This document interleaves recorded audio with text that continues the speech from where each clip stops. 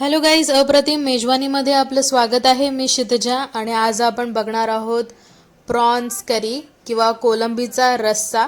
तर हा झणझणीत रस्सा आपण कसा बनवलेला आहे त्याची रेसिपी बघूया. तर या करीसाठी आपण कोलंबी घेतलेली आहे आणि कोलंबीला आपण मॅरिनेट केलेला आहे. थोडंसं तिखट, हळद, गरम मसाला आणि लिंबाचा रस जो आहे तो लावलेला आहे आणि आपण ह्याला मॅरिनेट करायला ठेवलेला आहे 10 ते 15 मिनिटासाठी बाजूला. त्या कढईमध्ये तुम्हाला तेल घ्यायचं आहे. तेल चांगलं तापून घ्यायचं आहे तुम्हाला आणि यात आपण टाकणार आहोत कढीपत्ता. कढीपत्ता इथे आपण 4 ते 5 पानं घेतलेली आहेत. सिंच आपण करी करत आहोत म्हणून आपण कढीपत्ता वापरलेला आहे. आणि 1 चमचा तुम्हाला आलं लसूण पेस्ट जे आहे ते तुम्हाला टाकायचं आहे.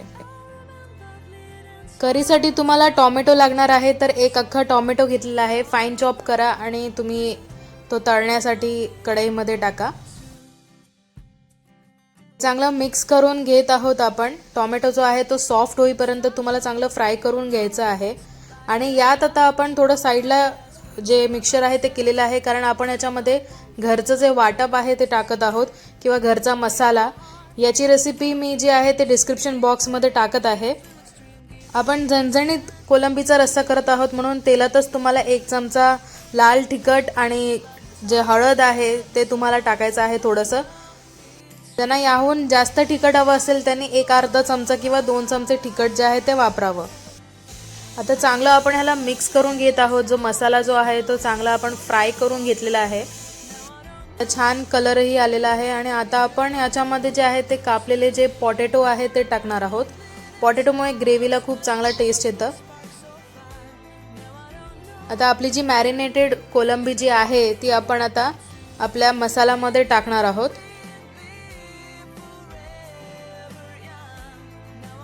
त्यांना रस्सा नको हवा आहे त्यांनी या स्टेजला थोडंसं पाणी टाकायचं आणि वरती झाकण ठेवायचं आणि तुमचा जो कोलंबीचा मसाला आहे तो तयार होऊन जातो.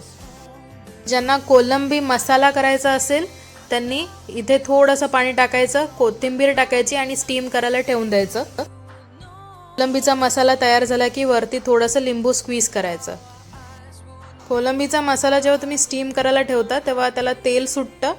ते एक इंडिकेशन असतं की कोलंबी आणि पोटॅटो जे आहे ते शिजलेलं आहे. तुम्ही पोटॅटो एखादा कट करून बघितलं तरी तुम्हाला अंदाज येतो की जे कोलंबी आहे ती शिजलेली आहे किंवा आपला मसाला आहे तो तयार झालेला आहे.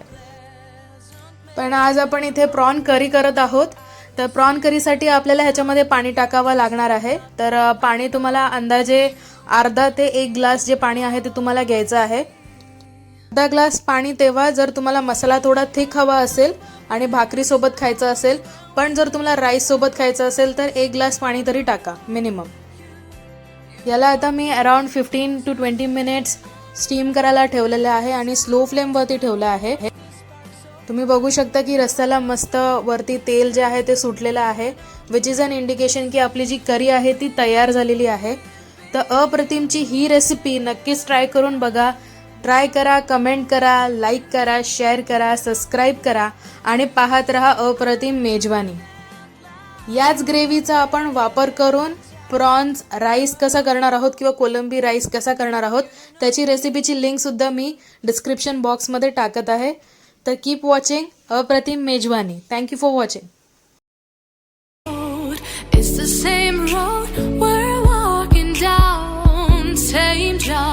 Same town, 'cause we've been told that's the way our world goes round. Walking on the ground.